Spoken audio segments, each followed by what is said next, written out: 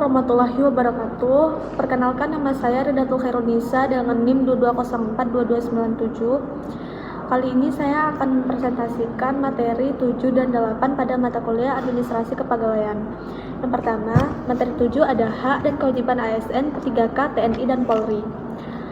Aparatur sipil negara atau ASN sebagaimana diatur dalam Undang-Undang Nomor 20 Tahun 2023 tentang ASN memiliki hak untuk memperoleh gaji dan tunjangan, cuti, jaminan pensiun, perlindungan dalam pelaksanaan tugas, serta kesempatan mengembangkan kompetensi. ASN juga berhak atas penghargaan atas prestasi kerja dan perlakuan yang adil dalam pengembangan karir. Di sisi lain, ASN berkewajiban untuk setia dan taat kepada Pancasila, Undang-Undang Dasar 1945, serta kepada pemerintah yang sah. ASN juga wajib menjaga netralitas, melaksanakan tugas secara profesional dan bertanggung jawab, menjunjung tinggi etika jabatan, serta memberikan pelayanan publik yang optimal kepada masyarakat. Pegawai pemerintah dengan perjanjian kerja atau P3K memiliki hak dan kewajiban yang hampir serupa dengan ASN, sebagaimana diatur juga dalam Undang-Undang Nomor 20 Tahun 2023. P3K berhak menerima gaji dan tunjangan yang sesuai dengan jabatan dan masa kerja yang diperjanjikan, mendapatkan cuti, pelatihan, serta jaminan sosial. Kewajiban P3K adalah melaksanakan tugas berdasarkan perjanjian kerja yang telah disepakati, menjunjung tinggi integritas dan profesionalitas, menjaga rahasia jabatan, serta tidak terlibat dalam kegiatan politik praktis. Selanjutnya, Tentara Nasional Indonesia atau TNI memiliki dasar hukum Undang-Undang Nomor 34 Tahun 2004. TNI memiliki hak atas penghasilan, tunjangan, fasilitas, serta perlindungan sosial seperti jaminan kesehatan dan perumahan. Selain itu, mereka berhak atas kesempatan untuk mengikuti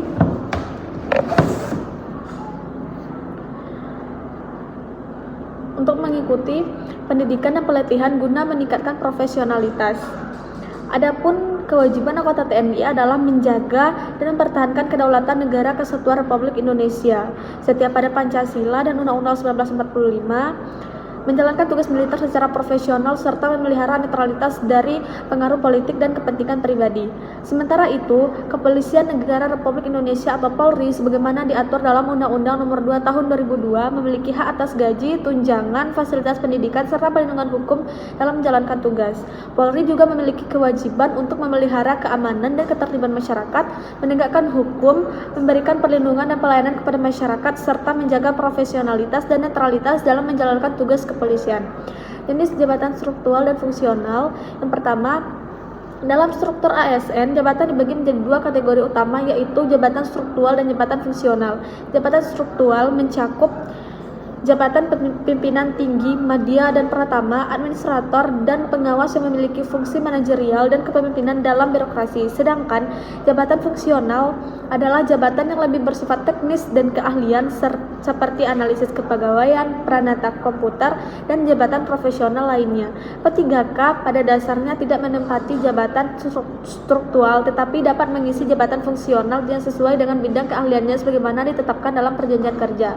TNI juga memiliki jabatan struktural yang berorientasi pada komando dan staf seperti jabatan komando, kepala staf, serta jabatan fungsional yang berkaitan dengan pelaksanaan tugas militer teknis seperti instruktur dan dokter militer. Begitu juga dengan Polri yang memiliki jabatan struktural seperti Kepala Kepolisian Sektor atau Kapolsek, Kepala Kepolisian Resort atau Kapolres, dan Kepala Kepolisian Daerah atau Kapolda, serta jabatan fungsional seperti penyidik, laporan forensik, dan jabatan teknis kepolisian lainnya. Pengertian pangkat, jabatan, golongan, dan persandingannya dalam sistem kepegawaian ASN. Pangkat adalah kedudukan yang menunjukkan tingkat seorang ASN berdasarkan jabatan dan masa kerja. Golongan merupakan pembagian pangkat berdasarkan tingkat pendidikan dan lama bekerja, sedangkan jabatan menunjukkan tanggung jawab dan fungsi seseorang dalam struktur organisasi pemerintahan. Misalnya, PNS golongan 3A disebut penata muda dan 4E disebut sebagai pembina utama. Berbeda dengan ASN, P3K tidak memiliki sistem pangkat dan golongan karena statusnya berbasis pada kontrak kerja dan jabatan yang diemban. Penilaiannya didasarkan pada masa kerja dan kinerja sesuai perjanjian kerja yang telah ditetapkan. Dalam TNI, pangkat merupakan simbol hierarki dan tanggung jawab. Pangkat dalam TNI dibagi menjadi 3 kelompok besar, yaitu perwira yang terdiri atas perwira tinggi, perwira menengah, dan perwira pratama. Bintara dan Tamtama. Sementara itu, Polri juga memiliki sistem kepangkatan yang mirip dengan TNI, yakni terdiri dari perwira, bintara, dan tamtama dengan urutan mulai dari yang terendah seperti Bayangkara II, Brada, hingga yang tertinggi Jenderal Polisi. Pangkat-pangkat tersebut memiliki kesetaraan dengan sistem ASN. Misalnya pangkat Letnan II pada TNI setara dengan Pendata Muda 3A pada ASN dan Inspektur Polisi II pada Polri. Selanjutnya materi 8 yaitu sistem penggajian, tunjangan, dan fasilitas. Sistem penggajian dan tunjangan bagi ASN diatur berdasarkan peraturan pemerintah nomor 15 tahun 2019, di mana gaji pokok ditentukan menurut pangkat dan masa kerja. Selain itu, ASN menerima berbagai tunjangan seperti tunjangan kinerja, tunjangan jabatan, tunjangan keluarga, serta fasilitas seperti jaminan pensiun, kesehatan, dan perumahan. Bagi P3K, sistem penggajiannya diatur dalam peraturan pemerintah nomor 98 tahun 2020 yang menetapkan bahwa gaji P3K berdasarkan jabatan, kualifikasi, dan masa kontrak serta diberikan tunjangan dan jaminan sosial ketenaga kerjaan.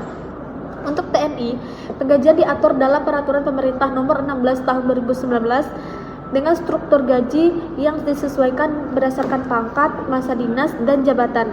TNI juga memperoleh berbagai tunjangan seperti tunjangan operasi, tunjangan keluarga, tunjangan risiko, dan fasilitas seperti rumah dinas, pendidikan, serta pelayanan kesehatan.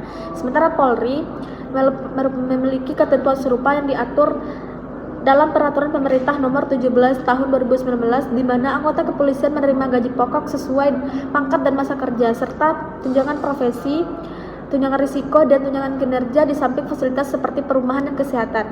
Selanjutnya, penempatan dalam jabatan dan disiplin. Penempatan ASN dilakukan berdasarkan kompetensi kinerja dan kebutuhan instansi sebagaimana diatur dalam Undang-Undang Nomor 20 Tahun 2023. Setiap penugasan dan rotasi jabatan harus didasarkan pada merit system, bukan pada pertimbangan politik atau kepentingan pribadi. Disiplin ASN diatur secara ketat dalam Peraturan Pemerintah Nomor 94 Tahun 2021 yang menetapkan sanksi administratif bagi pelanggaran seperti tidak masuk kerja tanpa alasan, penyalahgunaan wewenang, atau pelanggaran kode etik. P3K juga diatur penempatan dan disiplin kinerjanya melalui perjanjian kerja yang dituangkan dalam PP nomor 98 tahun 2020. Pada TNI, penempatan jabatan dilaksanakan berdasarkan jenjang karir, pendidikan militer, dan kebutuhan operasional sebagaimana diatur dalam Peraturan Panglima TNI nomor 31 tahun 2018. Demikian pula dalam Polri, penempatan dilakukan sesuai kepangkatan, kompetensi, serta penilaian kinerja sebagaimana diatur dalam Peraturan Kepolisian nomor 10 tahun 2016. Prinsip meritokrasi dan profesionalitas menjadi dasar utama dalam setiap penempatan jabatan dan pembinaan karir. Selanjutnya, pejabat pemerintah, pejabat negara, dan pejabat daerah. Pejabat pemerintah adalah seorang yang memiliki kewenangan dalam melaksanakan fungsi pemerintah berdasarkan peraturan perundang-undangan sebagaimana dijelaskan dalam Undang-Undang Nomor 30 Tahun 2014 tentang administrasi pemerintahan. Contoh pejabat pemerintah adalah ASN, kepala dinas, atau kepala desa. Pejabat negara di sisi lain